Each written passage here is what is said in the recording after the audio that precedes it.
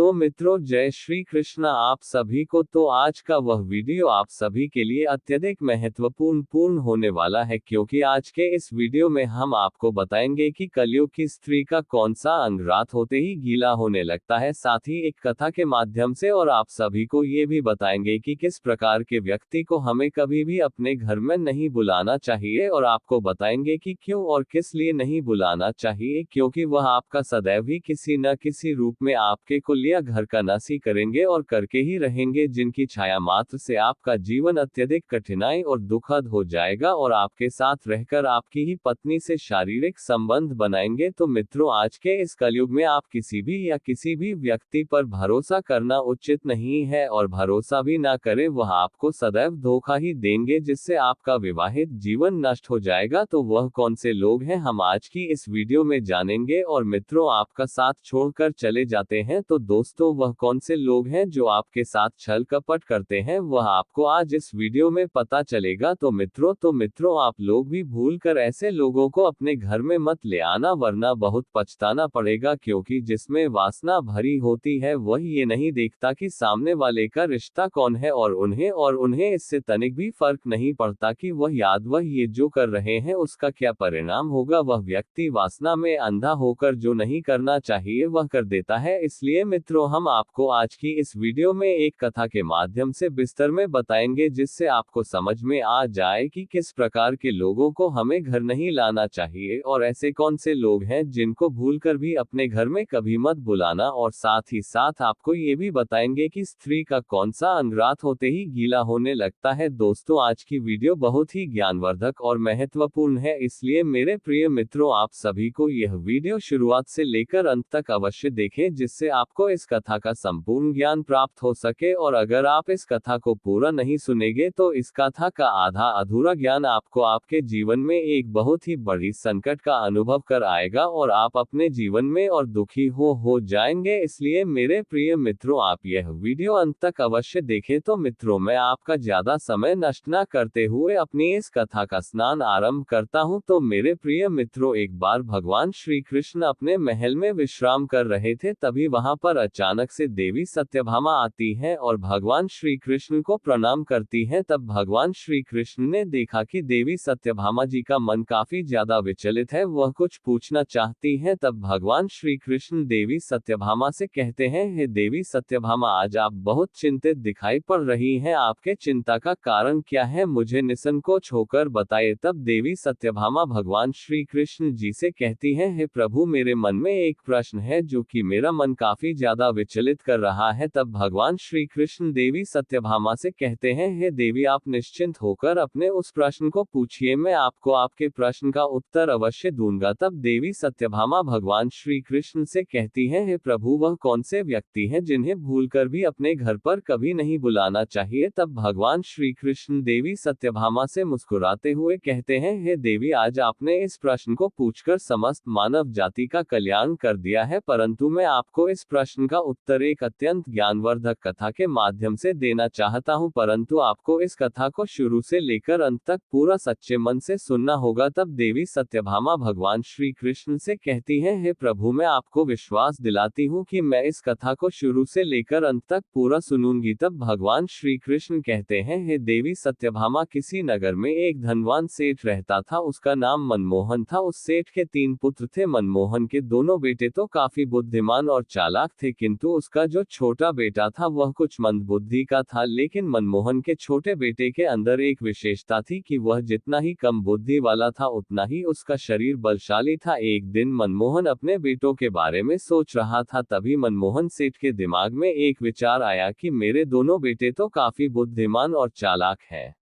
और अत्यधिक शक्तिशाली और कौशल से भरा हुआ है, वह अपना जीवन यापन किसी न किसी तरह से कर सकते हैं, लेकिन मेरा छोटा बेटा कम बुद्धि वाला है, इसकी जीविका के लिए मुझे चिंता हो रही है। फिर उसके मन में काफी सोच विचार के बाद एक विचार आया। उसने सोचा, क्यों ना मैं अपने इस छोटे पुत्र को पहलवानी सिखा दूं, वैसे भी इसका शरीर देखने में पहलवानों जैसा है। अब उस मनमोहन सेठ ने अपने छोटे पुत्र को पहलवानी करवाना शुरू कर दिया, उसे बहुत अच्छी पहलवानों दिनों वाली खुराक मिलने लगी। कुछ ही दिनों बाद सेठ का छोटा पुत्र बहुत ताकतवर हो गया। वह प्रतिदिन व्यायाम करता था, दौड़ लगाता और पहलवानी के जो गुण थे उन्हें सीखता रहता था। वह हर दिन नए नए कलाएं सीखता था। इस प्रकार धीरे धीरे समय निकलता गया। कुछ दिनों बाद मनमोहन सेठ ने अपने दोनों बड़े पुत्रों का विवाह कर दिया। जब मनमोहन सेठ के पुत्रों का विवाह हो गया तो दोनों पुत्रों की जो स्त्रियां थी वह भी सेठ के छोटे बेटे से दिन रात जलने लगी थी और मन में सोचने लगी कि यह छोटा वाला देवर कुछ कामधाम तो करता नहीं है, पूरे दिन पहलवानी करता है और अच्छी अच्छी चीजें खाता रहता है, और हम और हमारे पति सारा दिन काम धंधे में लगे रहते हैं और यह बैठे बैठे मौज उड़ाता है। फिर उन दोनों भाइयों ने अलग होने की योजना बनाई और मनमोहन सेठ से प्रतिदिन लड़ाई करने लगे। ये सब देखकर मनमोहन सेठ ने सोचा कि अब मुझे अपने छोटे पुत्र का भी विवाह कर देना चाहिए। यही सोचकर उस मनमोहन सेठ ने पड़ोसी गांव से छोटे बेटे के लिए रिश्ता तय कर दिया। मनमोहन सेठ की छोटी बहू बड़ी सुंदर और विद्वान थी। उस पहलवान की पत्नी इतनी सुंदर थी कि उसके जैसा पूरे नगर में कोई नहीं था। उसे कई तरह की विद्याओं का भी ज्ञान था। अब विवाह होने के बाद तीनों पुत्रों को मनमोहन सेठ ने अलग अलग कर दिया ताकि घर में किसी बात को लेकर विवाद ना हो। जब तीनों बेटे अलग अलग हो गए तो मनमोहन सेठ के दो बड़े बेटे काफी बुद्धिमान और होशियार थे। वह दोनों अपना व्यापार करने लगे और अच्छी तरह से कमाने खाने लगे। वह हर काम जानते थे, इसलिए उनका समय बहुत अच्छे से चल रहा था। परंतु जो पहलवान था उसको पहलवानी के अतिरिक्त और कुछ नहीं आता था। उसे तो बस एक ही चीज आती थी, अच्छा खाना और प्रतिदिन पहलवानी करना। धीरे धीरे उसके घर का अनाज खत्म हो गया और बहुत जल्दी ही उसके घर में गरीबी आने लगी। उसकी पत्नी उसे काम करने के लिए भेजने लगी और दिन रात अपने पति से लड़ने लगी और कहती है, हे स्वामी, तुम कोई काम क्यों नहीं करते हो? दिन भर खाली पड़े रहते हो, खाने को अच्छा अच्छा चाहिए, इस तरह से हमारा गुजारा कैसे होगा? तो मेरे प्रिय मित्रों, कथा को आगे बढ़ने से पहले अगर आप सभी हमारे इस YouTube चैनल पर नए आए हैं तो हमारे इस चैनल को सब्सक्राइब कर ले और वीडियो को लाइक भी कर ले और बेल आइकन को जो पर सेलेक्ट कर ले, जिससे हमारे आने वाली वीडियो की नोटिफिकेशन आपको मिल सके और आप हमारे इसी तरह के ज्ञान से जुड़ सके। तो मित्रों, मैं आपका समय नष्ट न करते हुए कथा को आगे बढ़ाता हूँ। अब तो दोनों पति के बीच लड़ाई झगड़े होने लगे। फिर एक दिन पहलवान की पत्नी अपने पति से कहती है, हे स्वामी, आप ऐसा करो, इस नगर के राजा के पास जाओ और राजा से कहना कि मुझे नौकरी दे दो। तो पहलवान कहने लगा कि यह तुम क्या कह रही हो? मैं तो कोई काम ही नहीं जानता हूँ, केवल कुश्ती लड़ सकता हूँ और पहलवान को रखकर वे क्या करेंगे? मैं तो केवल भोजन कर सकता हूँ और कोई काम तो मुझे आता ही नहीं है। तो राजा के यहाँ मुझे नौकरी कैसे मिल जाएगी? और मिल भी जाएगी तो मैं वहाँ क्या काम करूंगा? तो फिर पहलवान की पत्नी कहने लगी कि तुम इस बात की चिंता मत करो कि मैं कुछ नहीं जानता हूँ, मैं जो कहती हूँ वह आप करो। मेरे कहने से तुम महाराज के पास जाओ और महाराज से कहो कि महाराज, मैं आपके यहाँ नौकरी करना चाहता हूँ। राजा जब तुम्हें नौकरी देने को तैयार हो जाए तो आप नौकरी पर लग जाना। पहलवान ये बात सुनकर घबरा गया और अपनी पत्नी से बोला कि मैं तो कुछ जानता भी नहीं हूँ, फिर मैं राजा के यहाँ पर काम कैसे करूंगा? तब पत्नी बोली, देखो, आप चिंता मत करो, मैं हूं ना। दोस्तों, पहलवान अपनी पत्नी की बात मानकर उदास मन से राजा के दरबार को चल देता है। जब राजा के दरबार में पहुंचा तो महाराज ने देखा कि बड़ा बलवान पहलवान जैसा शरीर वाला एक आदमी मेरे दरबार में आया है। तो राजा उसे देखकर समझ गए कि जरूर यह व्यक्ति नौकरी की तलाश में आया होगा। महाराज ने उससे पूछा, तुम किस लिए आए हो? तो वह कहने लगा कि महाराज, मुझे नौकरी चाहिए। राजा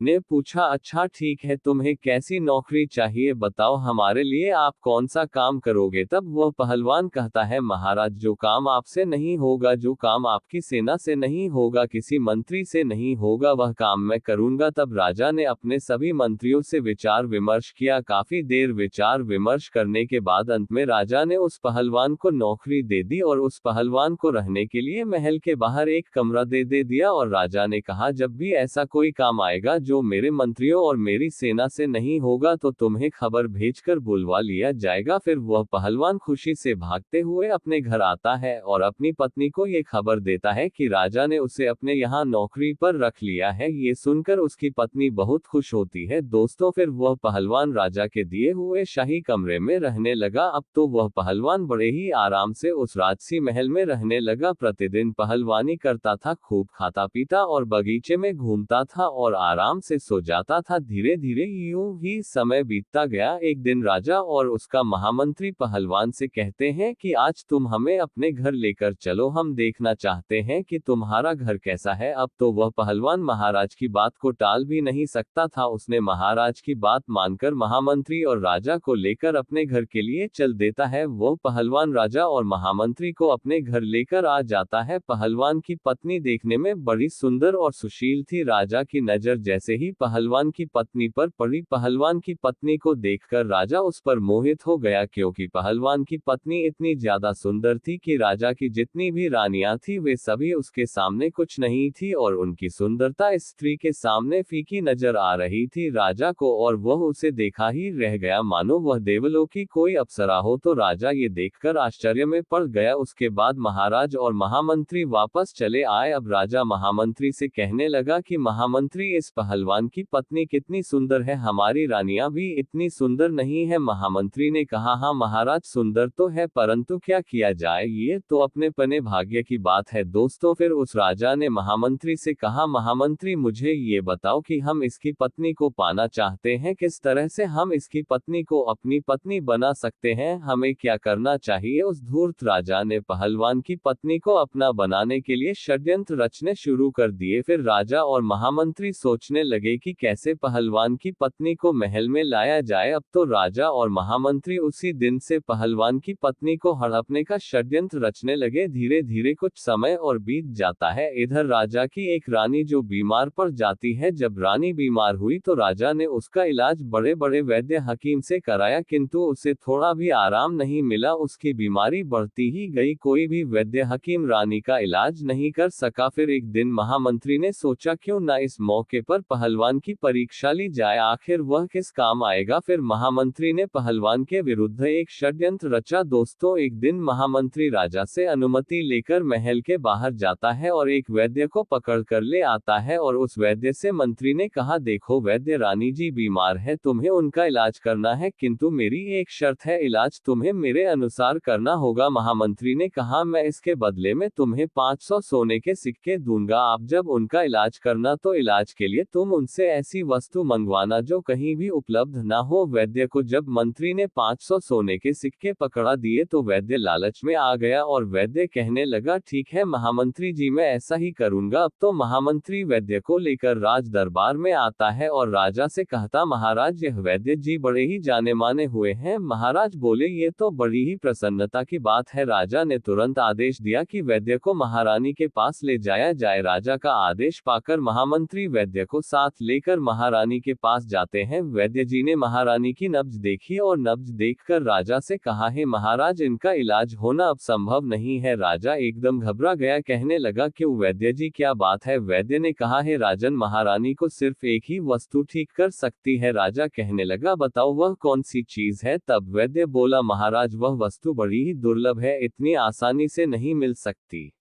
राजा बोले कि आप बताओ तो सही, मैं उस औषधि को कुछ भी करके ढूंढ कर लाऊंगा। तब वैद्य ने बताया कि महाराज, यदि आप हरित की जड़ी बूटी मंगवा दो तो आपकी रानी जी ठीक हो सकती है। हरित की जड़ी बूटी को पीसकर उसे महारानी को पिलाया जाए तो महारानी बहुत जल्दी स्वस्थ हो जाएंगी। वैद्य की बात सुनकर के राजा मन में विचार करने के बाद वैद्य से कहा, अवश्य हम उस हरिता की जड़ी बूटी को मंगाए। फिर राजा ने पूछा, वैद्य जी यह जड़ी बूटी कहाँ मिलेगी। तो वैद्य ने कहा, महाराज ये जड़ी बूटी यहाँ से 100 कोस दूरी पर हिमालय के जंगलों में मिलती है। फिर महाराज ने अपने समस्त सभासदों, महामंत्रियों और सेनापतियों को बुलाया और उनसे कहा कि कोई भी ऐसा योद्धा है जो हरित की जड़ी बूटी ला सके। यह बात सुनकर के कुछ सभासद कहने लगे, महाराज ये हरित की जड़ी बूटी कैसी होती है, हमने आज तक तो ये नाम ही नहीं सुना है। राजा कहने लगे, ये कोई एक जड़ी बूटी है जो इस जगह से 100 कोठी दूर एक हिमालय है जिसके चारों तरफ एक घना जंगल है। वह जंगल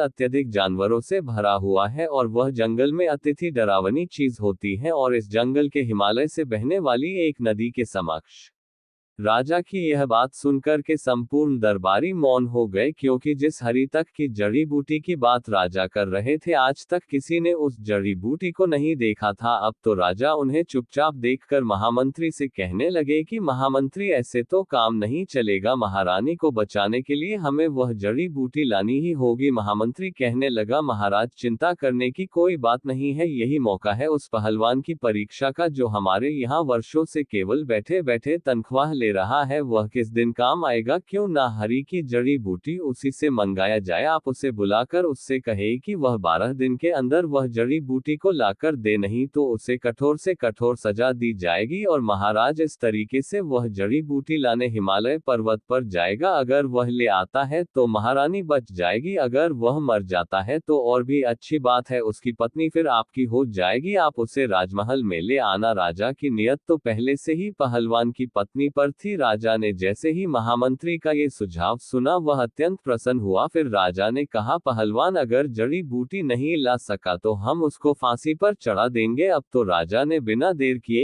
एक सैनिक को आदेश दिया कि पहलवान को दरबार में बुलाया जाए। पहलवान महाराज के दरबार में आ जाता है। महाराज ने कहा कि पहलवान, तुम काफी समय से वेतन ले रहे हो, अभी तक कोई काम तुमने हमारा नहीं किया है, अब एक आवश्यक काम आ गया है। पहलवान बोला, महाराज आज्ञा कीजिए। तो मित्रों, ये कथा आपको अगर अच्छी लग रही हो तो कमेंट बॉक्स में जय श्री राम और हर हर महादेव टाइप अवश्य करें, जिससे हमें पता चल सके कि आपको कथा में आनंद आ रहा है। मैं अवश्य करूंगा। तब राजा कहता है कि हमें हरी तक जड़ी बूटी की जरूरत है, जिसे पीसकर महारानी को पिलानी है, ऐसा करने से उनकी बीमारी ठीक हो जाएगी। राजा की बात सुनकर पहलवान सोच में पड़ गया, कहने लगा, महाराज मुझे कुछ समझ में नहीं आया, ये जड़ी बूटी कैसी होती है। राजा ने कहा, हम भी नहीं जानते, लेकिन तुम्हें लाना है। काफी सोच विचार के बाद पहलवान कहने लगा, महाराज आप मुझे कुछ समय दीजिए। राजा बोले कि इसके लिए मैं तुम्हें 12 दिन का समय देता हूँ, यदि तुमने 12 दिन के अंदर वह जड़ी बूटी नहीं लाए तो तुम्हें फांसी पर चढ़ा दिया जाएगा। पहलवान महाराज की बात सुनकर सन रह गया, उसके पैरों तले से मानो जमीन खिसक गई। वह तुरंत अपने कमरे में आता है। मोटी बुद्धि का तो वह था ही, वह मन ही मन में विचार करने लगा। फिर उसने सोचा, अभी तो बहुत दिन है, ये सोचकर उसने 4 दिन ऐसे ही व्यतीत कर दिए। फिर एक दिन राजा ने अपने सैनिक को आदेश दिया कि जाओ देख के आओ पहलवान जड़ी बूटी लाने के लिए गया है या नहीं। यदि वह ना गया हो तो उससे कहना कि वह जल्द से जल्द हरी तक की जड़ी बूटी को लेकर आए, अन्यथा हम उसे फांसी पर चढ़ा देंगे। यह बात सुनकर के सैनिक पहलवान के पास जाता है और वह जैसा राजा ने कहा था वैसे ही पहलवान को बता देता है। दोस्तों, ये बात पहलवान ने अपनी पत्नी को कभी नहीं बताई थी। पहलवान की पत्नी बड़ी विद्वान और चतुर थी। उसने अपनी रक्षा के लिए अपने आंगन में एक गहरा कुआं खुदवा रखा था और कुआं के ऊपर उसने एक चटाई बिछा रखी थी और चटाई के ऊपर एक बहुत सुंदर मखमली बिस्तर बिछा दिया था। इधर जब राजा ने दरवाजा खटखटाया और आवाज लगाई तो पहलवान की पत्नी ने आकर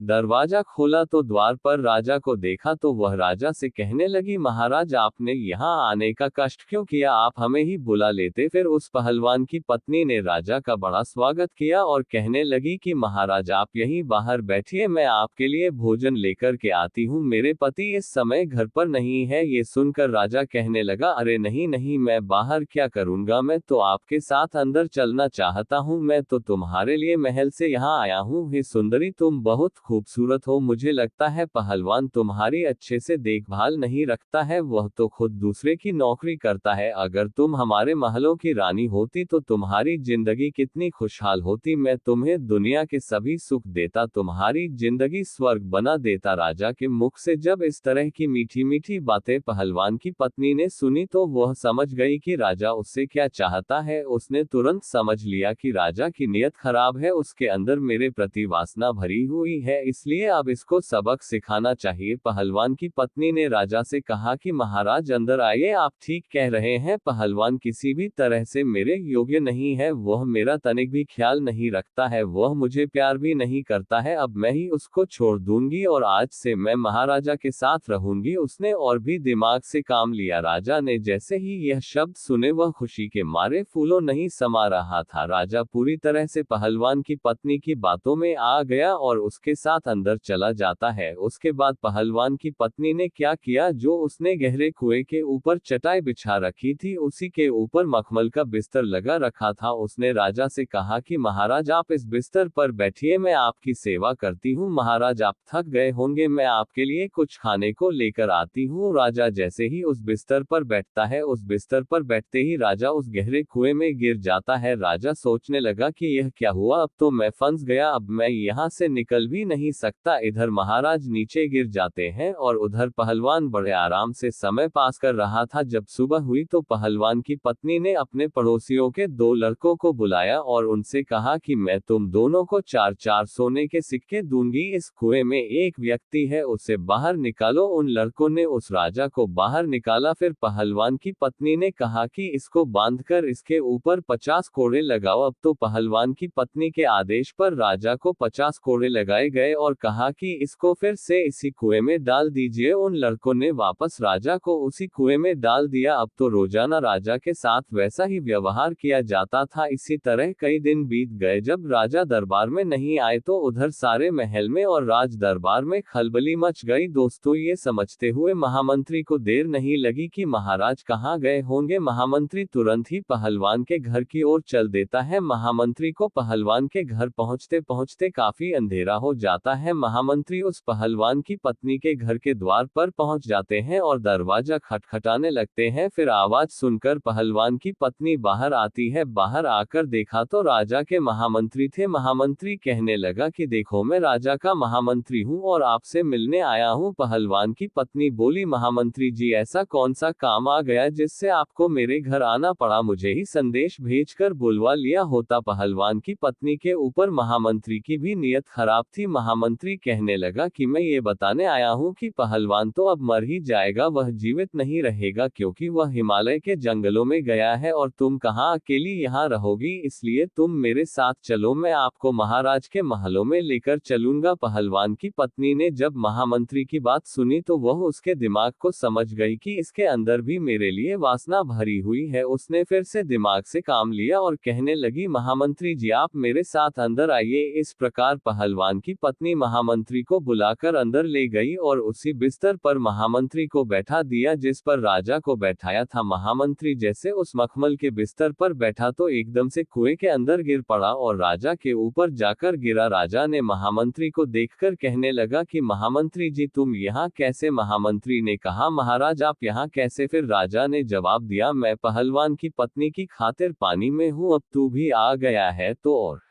भी अच्छा हुआ। इधर जब सुबह हुई तो पहलवान की पत्नी ने अपने पड़ोसियों के लड़कों को बुलवाया। उनका रोजाना का नियम बन गया था। फिर उन दोनों को 50-50 कोड़े लगाए और फिर से उसी कुएं में डाल दिया गया। अब तो राजा और महामंत्री के साथ प्रतिदिन ऐसा होने लगा। ऐसी खातिरदारी से राजा और महामंत्री की हालत खराब होने लगी थी। इधर राजा के सेनापति ने विचार किया कि राजा को ढूंढने के लिए महामंत्री गया था, वह भी लौटकर अभी तक नहीं आया, मुझे भी जाकर देखना चाहिए कि उनके साथ आखिर क्या हुआ है। वह तो पहलवान की पत्नी के पास ही तो नहीं रुक गए, ना जाने क्या कर रहे हैं। यह विचार करके सेनापति भी चल देता है। सेनापति जब शाम होने पर पहलवान के घर जाता है। इधर पहलवान की पत्नी ने आकर दरवाजा खोला, बाहर देखा तो सेनापति खड़ा था। पूछने लगी, आप कौन हैं? तो सेनापति कहने लगा कि हम महाराज के सेनापति हैं और तुम्हारे पास आज की रात्रि बिताना चाहते हैं। क्योंकि पहलवान की पत्नी बहुत सुंदर थी, जो भी उसे एक बार देख लेता था वह उस पर मोहित हो जाता था। सेनापति भी पहलवान की पत्नी पर मोहित हो गया। सेनापति की मंशा को वह अच्छी तरह समझ गई। उसने सेनापति के राजा और रानी महल की बालकनी में बैठनी ने थोड़ी हैरानी से पूछा,